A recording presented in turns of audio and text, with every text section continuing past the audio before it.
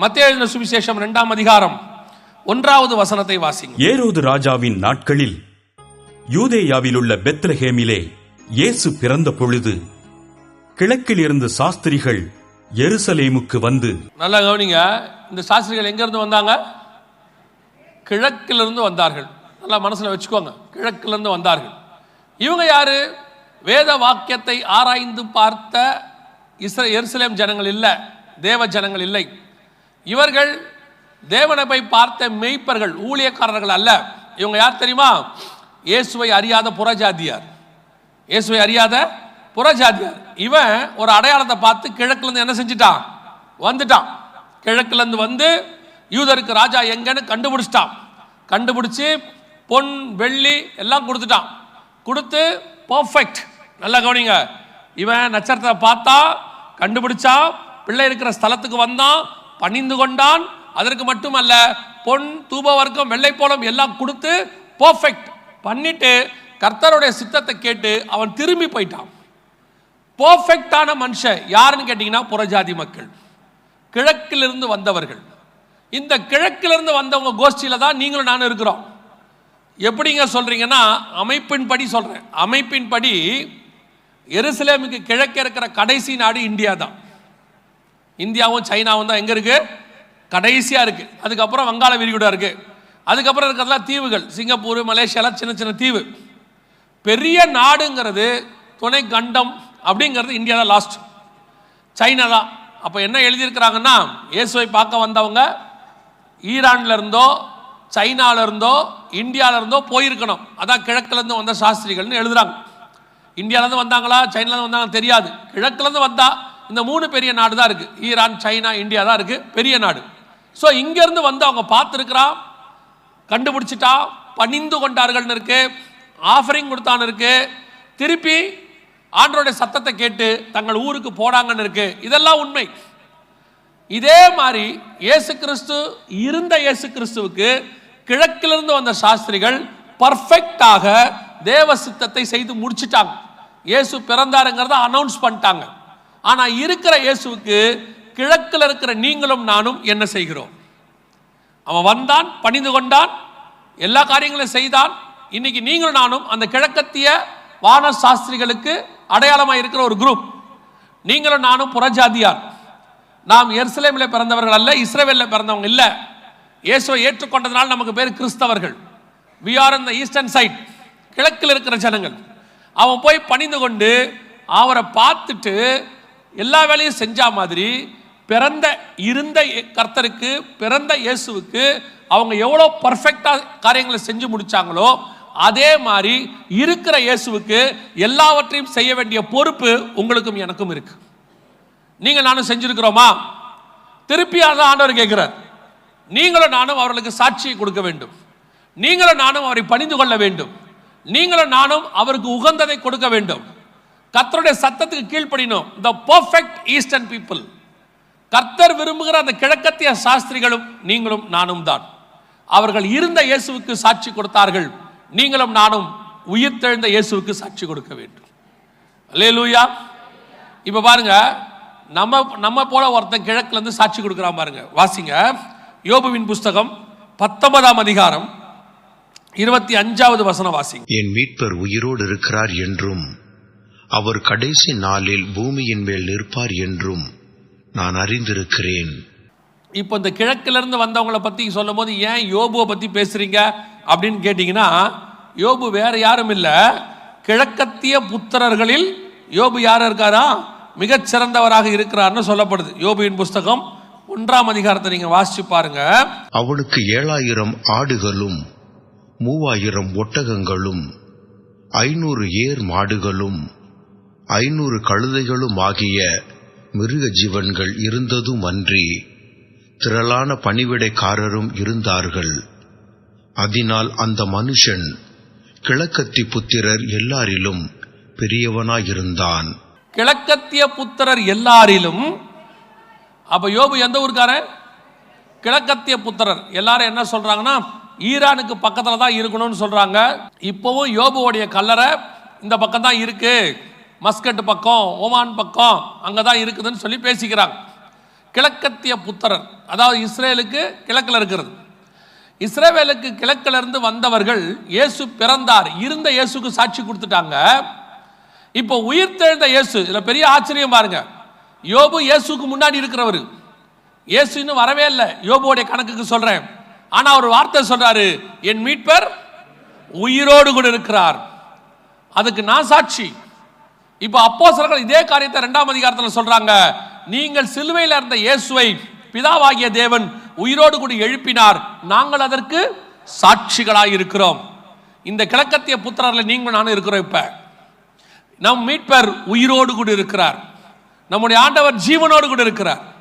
இருக்கிறவர், இதற்கு நீங்களும் நானும் யோபுவை போல சாட்சி கொடுக்கிறவர்களாய் இருக்க வேண்டும். இந்த நாடு இருக்குதே, இது கிழக்கத்திய நாடு. இந்த நாடு வேற எதிலையுமே இயேசுவை சுவிசேஷம் சொல்லி இதெல்லாம் நம்ம செஞ்சிட்டோம். மிஷினரிகள் செஞ்சிருக்கிறாங்க, அதுக்கு பின்னாடி இன்ன வரைக்கும் செஞ்சுக்கிட்டு இருக்கிறோம். அதை எல்லாத்தோட ரொம்ப முக்கியம் என்ன தெரியுமா? இந்த ஜனங்கள் உங்ககிட்டயே என்கிட்டயே இருக்கிற இயேசுவை, உயிர்த்தெழுந்த இயேசுவை அவங்க பார்த்துட்டாங்கன்னா போதும், இந்த ஜனங்கள் இயேசுவை ஏற்றுக்கொள்ள போதுமானதாக இருக்கிறது. நீங்கள் அறிவிக்கிற இயேசு இருந்த இயேசுவை விட உங்களுக்குள்ள இருக்கிற இயேசுவை தான் அவர்கள் பார்க்கணும். உங்களுக்குள்ள இருக்கிற இயேசுவை பார்க்கணும். இன்னைக்கு வீடு கிறிஸ்தவ வீடா இருக்குது, வீட்டுக்குள்ள இயேசு இருக்கிறாரா? பக்கத்து வீட்டுக்காரவங்க சாட்சியை என்ன பார்க்கறான்னு பாருங்க.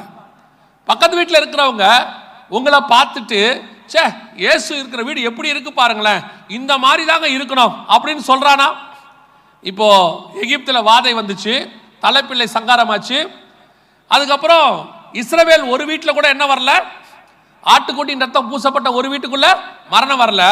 வசனம் சொல்லுது, அந்த ராத்திரியில் இஸ்ரவேல் ஜனங்க போகும்போது அநேக புறஜாதி மக்களும் அவங்க கூட போனாங்களாம். அதோட அர்த்தம் என்னன்னா, அவன்லாம் பார்க்குறான் எல்லா வீட்லையும் மரணம் வந்திருக்குது, இந்த ரத்தம் பூசப்பட்ட இஸ்ரவேல் வீட்டில் மட்டும் மரணமே வரல, அவர்கள் தேவன் தான் பெரிய தேவன். இவங்க சுவிசேஷமே சொல்லல, அவன் பார்க்குறான், பார்த்துட்டு தெரிஞ்சுக்கிறான், எகிப்திய தேவர்களை விட இஸ்ரவேலின் தேவன் பெரியவர். எகிப்து தேவர்கள் காப்பாற்றதை இஸ்ரவேல் தேவன் காப்பாற்றினார். இஸ்ரவேல் தேவனுக்கு இருக்கிற வல்லமை எகிப்திய தேவர்களை மாலும் பெருசு. அது இஸ்ரவேல் ஜனங்களுக்கு தெரியும். போய் மோசே கோலை போட்ட உடனே பாம்பா மாறுச்சு, எகிப்தியர்கள் போட்ட உடனே அதுவும் பாம்பா மாறுச்சு. ரெண்டும் கரெக்டா இருக்கு. ஆனா மோசையின் கோல் எகிப்தியருடைய பாம்பை என்ன பண்ணிருச்சு? விழுங்கிருச்சு. அது வல்லமை வாய்ந்ததுன்னு ப்ரூஃப் பண்ணிருச்சு. இஸ்ரவேலுக்கு தெரியும், அவர்கள் தேவனை விட எங்கள் தேவன் பெரியவர். நமக்கு தெரியும், எல்லா தேவர்களை பார்க்கிலும் நம்முடைய தேவன் பெரியவர். அல்லேலூயா. அது நமக்கு தெரியும். ஆனால் நம்மை சுத்தி இருக்கிற புறஜாதியாருக்கு தெரியணும், நமக்குள்ள இருக்கிற இயேசு உயிரோடு கூட இருக்கிறார், இவர் தான் பெரியவர்னு கண்டுபிடிக்கணும். ஸ்டாரை வச்சு நீ கிறிஸ்தவன் கண்டுபிடிக்க கூடாது, சாட்சியை வச்சு கண்டுபிடிக்கணும் அவன் கிறிஸ்தவன். உங்களுக்கு தெரியுமா, முந்தியெல்லாம் எங்க தாத்தா காலத்தில் சொல்லுவாங்க, ஒரு அரசாங்க வேலையில் மிக முக்கியமான பொறுப்புகளுக்கு கிறிஸ்தவர்களை தான் எடுப்பாங்களாம். அப்போ நான் சொல்றது ஒரு 50 வருஷம் 60 வருஷத்துக்கு முன்னாடி கிறிஸ்தவர்களை தான் வைப்பாங்களாம். ஒரு உண்மையுள்ள போஸ்டிங் இருக்குன்னா அதில் ஃபர்ஸ்ட் ப்ரிஃபரன்ஸ் யாரும் கொடுப்பாங்களாம்? கிறிஸ்தவர்கள் கொடுப்பாங்களாம். காரணம் என்ன தெரியுமா? அன்னைக்கு டிஃபால்ட்டாகவே கிறிஸ்தவர்கள் நல்லவர்கள்னு ஒரு நீதிமான்கள் என்கிற பெயர் இருந்துச்சு. லஞ்சம் வாங்க மாட்டாங்க, சிகரெட் பிடிக்க மாட்டாங்க. நான் சொல்றது அன்னைக்கு உள்ள கிறிஸ்தவர்கள், இப்போ இல்லை. நீங்கள் எதுவும் தப்பாக எடுத்துக்க போறியா? இப்போ கிறிஸ்மஸுக்கு தான் நிறைய மதுபானமே விற்கிது. அன்னைக்கு உள்ள நீதிமான்கள், அவங்களுக்கு பரிசுத்தாவி இருந்துச்சா இல்லையான்னு தெரியாது. நம்மளை மாதிரி இன்னைக்கு பயங்கரமா தியாலஜிலாம் தெரியாது. ஆனால் அவர்கள் பேசிக்காவே நல்லவர்களாக இருந்தார்கள். அதனால தான் அரசாங்கத்தில் எல்லாத்துலேயும் ஒரு ப்ரிஃபரன்ஸ் அவங்களுக்கு கொடுத்தாங்க. கிறிஸ்தவர்கள்னா ஒரு சாந்த குணம் இருக்கும், கிறிஸ்தவங்கன்னா ஒரு நீட்னஸ் இருக்கும், கிறிஸ்தவர்கள்னா உண்மை உள்ளவர்களாக இருப்பாங்கன்னு ஒரு சாட்சி இருந்துச்சு ஒரு காலத்தில். அது அப்படி இருக்கும். இப்போ அந்த சாட்சி நம்ம வீட்டில் இருக்கா? பக்கத்து வீட்டுக்காரன் நம்மளை பார்த்து சாட்சி கொடுக்குறானா? கிறிஸ்தவன்னு தெரியுது, ஆனால் கிறிஸ்து உயிரோடு கூட இருக்கிறார், என் மீட்பர் உயிரோடு இருக்கிறார் அப்படிங்கிறது உங்க வீட்டை பார்த்தா தெரியுமா? இது ரெண்டாவது தெரிஞ்சு கொள்ள வேண்டிய மிக முக்கியமான விஷயம். அதாங்க ரொம்ப இம்பார்ட்டன்ட். கிழக்கத்திய புத்திரர் நீங்களும் நானும், கிழக்கத்திய புத்திரர் இருந்த இயேசுவுக்கு கரெக்டா பண்ணி முடிச்சுட்டாங்க. இருக்கிற இயேசுவுக்கு, உயிர்த்தெழுந்த இயேசுவுக்கு யோபு சொல்றாரு, கிழக்கத்திய புத்திரர் என் மீட்பர் உயிரோடு கூட இருக்கிறார். அவர் நிரூபிச்சு காட்டுறாரு. அவருக்கு பிரச்சனை வந்துச்சு, ஒரு நாள் அந்த பிரச்சனை மாறியது, 2 மடங்கு ஆசீர்வாதம் வந்துச்சு. இப்ப அத்தனை பேர் தெரிஞ்சுக்கிட்டான் இவரோடு கூட தேவன் இருக்கிறார். இன்னைக்கு அன்னைக்கு உள்ள 3 நண்பர்கள் யோபுவை தப்பா பேசினாங்க. இன்னைக்கு உலகத்துல ஒருத்தன் கூட யோபுவை தப்பா பேச மாட்டான். ஏன் தெரியுமா? தேவன் அவனோடு கூட இருந்தார் என்பது நிரூபணம் ஆயிருச்சு. அதே நிரூபணம் உங்க மேலேயும் என் மேலேயும் வரணும். உங்க மேலேயும் என் மேலேயும் புறஜாதியார் பார்க்கணும், இந்த தேசம் பார்க்கணும். நீங்கள் சுவிசேஷம் சொல்லுவதை விட நீங்களே சுவிசேஷமா மாறிடணும். அதுக்கப்புறம் என்ன யோசிச்சு பாருங்க, பக்கத்து வீட்டுக்காரர் உங்க முகத்துல சமாதானத்தை பார்த்தானா ஆட்டோமேட்டிக்கா கேட்பான், நீ இவ்வளவு சமாதானமா இருக்கியே எப்படி? அவன் கேட்பான். ஒரு பெரிய நடிகர் அன்னைக்கு சொல்றாரு டிவியில, கோடி கோடியா வச்சிருக்காரு, கோடினா கோடி, அவ்வளவு கோடி வச்சிருக்காரு. அவர் சொல்றாரு, எனக்கு 10% கூட நிம்மதி இல்லைங்கிறாரு. அவர் பேட்டியில் சொல்றாரு, எனக்கு என்ன இல்லை 10% கூட நிம்மதி இல்லைங்கிறாரு. ஆனால் உங்ககிட்டயும் எங்கிட்டையும் அவர்கிட்ட இருக்கிற மாதிரி கோடி கிடையாது. ஆனா அவர் தேடுகிற நிம்மதி உங்ககிட்டயும் எங்கிட்டையும் இருக்கு. அதுக்கு காரணம் நம் தேவன் உயிரோடு கூட இருக்கிறார். உயிரோடு இருக்கிற தேவனால மட்டும்தான் இதெல்லாம் செய்ய முடியும். அது நம்ம வீட்டில் வெளிப்படணும். நீங்க கொடுக்கிற பலகாரம் பக்கத்து வீட்டுக்காரனுக்கு ஒரு நாளோட போயிடும். ஆனால் நீங்கள் கொடுக்கிற சந்தோஷம், சமாதானம், உங்க மேல அவன் பார்க்கிற காரியம், அவனே வந்து கேட்கணும், எங்களுக்கு கொஞ்சம் ஜெபம் பண்ணுங்க. நிறைய நேரத்தில் பார்த்துறீங்களா, ஆபீஸ்ல சொல்லுவாங்க, பிரச்சனை வந்தோம் நம்ம மேலதிகாரி சொல்லுவாரு, ஏப்பா கொஞ்சம் நீதான் எனக்காக ஜெபம் பண்ணிக்கிய. ஏன் அவருக்கு தெரியாத கடவுளா? அவர் தேடாத கடவுளா? ஏன் நம்ம கிட்ட வந்து சொல்றாருன்னா அவருக்கு நல்லா தெரியும் இவர்கள் ஜெபம் பண்ணா அது நடக்கும். இவர்கள் தேவன் உயிரோடு கூட இருக்கிறார். மேல இருக்கிற ஆபீசர் கீழே இருக்கிறவர்கிட்ட சொல்லுவாரு, ஏப்பா கொஞ்சம் ஜெபம் பண்ணிக்கப்பா, நீ தான் நல்லா ஜெபம் பண்ணுவியாமே அப்படிம்பாரு. அதான் உயிரோடு இருக்கிற இயேசுவுக்கான அடையாளம். நீங்களும் நானும் சாட்சி. இன்னும் ஒரு வசனத்தை வாசிங்க, நான் சொல்லிட்டு முடிக்கிறேன். அதே யோபுவின் புஸ்தகம் 19ஆம் அதிகாரம் 27வது வசனத்தை வாசிங்க. அவரை நானே பார்ப்பேன், அந்நிய கண்கள் அல்ல, என் சொந்த கண்களே அவரை காணும். இந்த வார்த்தையால் நல்லா கவனிச்சுக்கொள்ளுங்க, நானே பார்ப்பேன், அந்நிய கண்கள் அல்ல, என் சொந்த கண்களே பார்க்கும். யோபுவுக்கு உயிர்த்தெழுந்த இயேசுவை பத்தினதான வெளிப்பாடு இருக்குது, உயிரோடு கூட இருக்கிறார்னு. அதுக்கு அடுத்த வெளிப்பாடு ஒன்று இருக்கு, வரப்போகிற இயேசு. அவர் வருவார், பூமியின் கடையாந்தரங்களில் நிற்பார், அவரை நானே பார்ப்பேன், அவர் வரப்போகிறார். இந்த வெளிப்பாடு அந்த கிழக்கத்திய புத்திரனுக்கு இருந்த மாதிரி உங்களுக்கு எனக்கும் இருக்கணும். நமக்கு இப்ப என்னதான் ஆசீர்வாதம் இருந்தாலும், என்னதான் இன்னைக்கு நம்ம வச்சிருந்தாலும், ஒரே ஒரு விஷயம் மட்டும் உங்க மைண்ட்ல ஓடிட்டே இருக்கணும். என்ன இருக்கணும் தெரியுமா? என் மீட்பர் உயிரோடு கூட இருக்கிறார், அவரை நானே பார்ப்பேன், அந்நிய கண்கள் அல்ல, என் சொந்த கண்கள் அவரை பார்க்கும். ஒரு நாள் என் தேவனை என்ன செய்ய போறேன்? பார்க்க போறேன். இங்க வந்துட்டு போறீங்களே, திருப்பியும் சொல்றேன், இங்க வந்துட்டு போகும்போது நீங்கள் இயேசுவை பார்க்க முடியாது. என்னங்க இப்படி சொல்றீங்க? சர்ச்சுக்கு வந்தா ஆமா, இங்க இயேசுவை நீங்க பார்க்க முடியாது. இயேசு உங்களுக்குள்ளதான் பார்க்க முடியும். இங்க நாங்க ஆராதிக்க சொல்றோம், வசனம் கொடுக்கிறோம், எதுக்கு சொல்லி கொடுக்குறோம் தெரியுமா? இங்க இருக்கிறார் இயேசு பாருங்கன்றதுக்கு இல்ல, உங்களுக்குள்ள இருக்கிறார் பாருங்கன்றதுக்கு. உயிரோடு கூட இருக்கிறார்ன்றத சொல்லி கொடுக்கிறோம். ஆனா இன்னொன்னு சொல்லி கொடுக்கிறோம், உயிரோடு இருக்கிற இயேசுவையும் பாருங்க. இருந்த இயேசுவை நினைச்சு வந்துட்டீங்க, இருக்கிற இயேசுவை பாருங்க. அதை விட முக்கியம், வரப்போற இயேசுவுக்கு காத்திருங்க. ஏன் தெரியுமா? இதெல்லாம் ஒரு நாள் முடிஞ்சிடும், அதுதான் நித்தியம், எட்டர்னல்.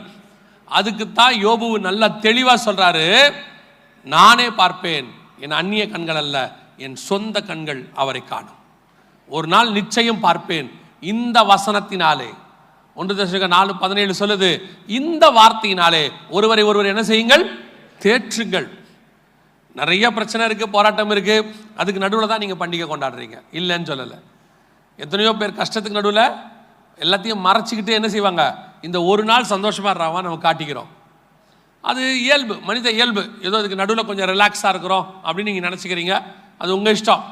ஆனால் இந்த டெம்பரவரி சந்தோஷத்துக்காக நீங்கள் படுறீங்களே, நமக்கு ஒரு பர்மனன்ட் சந்தோஷம் வருகிறது. நம்முடைய தேவன் வந்து நிற்க போகிறார், வானத்திலே அவருடைய சத்தத்தை நாம் கேட்க போகிறோம். ஒரு இமைப்பொழுதில், ஒரு நிமிஷத்தில் நாம் மறுரூபமாக போகிறோம். இப்போ எப்படி நீங்கள் சந்தோஷமாக இருக்கிறீங்களோ இதே சந்தோஷத்தோட அதில் போயிடணும். அதுக்கப்புறம் தான் ரொம்ப மோசம். அதனால அந்த சந்தோஷத்திலே போய் நீங்கள் ஜாயின் பண்ணிட்டா நல்லது. அந்த சந்தோஷத்தில் போய் நான் ஜாயின் பண்ணா என்ன பண்ணணும்னா, இப்போ இருந்த இயேசு பிறந்தாருங்கிறது உங்களுக்கு தெரியுது, இருக்கிற இயேசு உங்களுக்குள்ள உயிர் தெழுந்தாருங்கிறதும் புரியுது. இனி இருக்க போகிறவர், வரப்போகிறவர், அவரை பார்க்கணுங்கிற ஆவல் இருக்கணும் உங்களுக்கு, அந்த ஆசை இருக்கணும். இன்னைக்கு நமக்கு அவரை பார்க்குற ஆசை இல்லை. வருவாருங்கிறது உபதேசம், அதான் அந்த அளவில் இருக்கிறோம். வாஞ்சை இல்லை, அந்த வாஞ்சை வரணும். ஆவியும் மனவாட்டியும் வா என்பார்களாக. ஒரு காத்திருக்கிற அனுபவம். நீங்கள் இன்னைக்கு இந்த சந்தோஷத்தோடு கூட அப்படியே வருகையிலும் போயிடும். இப்போ நிறைய கஷ்டங்கள் இருக்கு, அந்த கஷ்டங்கள் எல்லாம் மாறிடும். நிறைய பேருக்கு என்ன நம்பிக்கை தெரியுமா?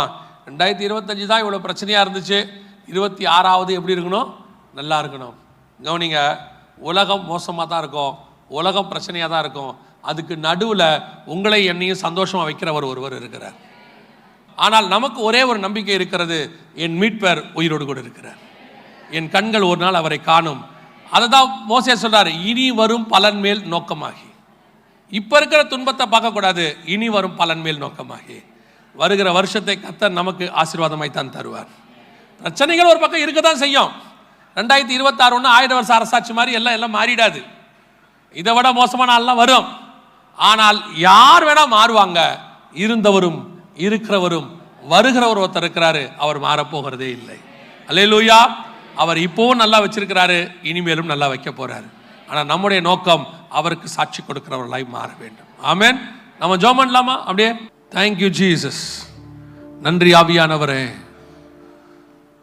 ஆண்டவரே, நீர் எங்களை உண்டாக்கினதனுடைய நோக்கம் ஒரு நாளும் நீர் எங்களை வேதனைப்படுத்த வேண்டும் என்று உண்டாக்கவே இல்லை ஆண்டவரே. நாங்கள் ஒரு நாள் மட்டும் சந்தோஷமாக இருக்க நீர் எங்களை உண்டாக்கவில்லை ஆண்டவரே. ஒவ்வொரு நாளும் நாங்கள் சந்தோஷமாக இருக்க விரும்புகிறீர். எல்லா நாளும் நாங்கள் உம்மோடு கூட இருக்க விரும்புகிறீர் ஆண்டவரே. இந்த கிழக்கத்திய புத்திரர்களில் நாங்களும் ஒருவராய் இருக்கிறோம். அந்த பூரணப்பட்ட கிழக்கத்திய புத்திரர்களை போல ஆண்டவரே, ஆண்டவரே, இருந்த இயேசுவுக்கும் இருக்கிற இயேசுவுக்கும் வரப்போகிற தேவனுக்கும் நாங்கள் சாட்சிகளாய் இருக்க கர்த்தர் கிருபை பாராட்டும். இங்கே இருக்கிற ஒவ்வொரு ஜனங்களையும் ஒப்பு கொடுக்கிறோம். இந்த ஆண்டு முழுவதும் நீ நடத்தி கொண்டு வந்துட்டீங்க ஆண்டவரே. இன்னும் சில நாட்களே பாக்கி இருக்கிறது.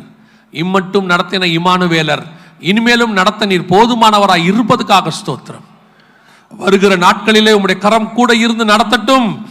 இந்த வருஷத்துல இருந்த எல்லா பிரச்சனைகளும் மாறட்டும். இதுக்கு நடுவில் நடத்தி கொண்டு நீர் தகப்பன் தன் பிள்ளையை சுமந்து கொண்டு போவது போல சுமந்து கொண்டு போக போற தயவுக்காய் நன்றி. பொறுப்பெடுத்துக் கொள்ளும், வழி நடத்தும், ஆசீர்வதியும். இயேசு கிறிஸ்துவின் நாமத்தில் பிதாவே.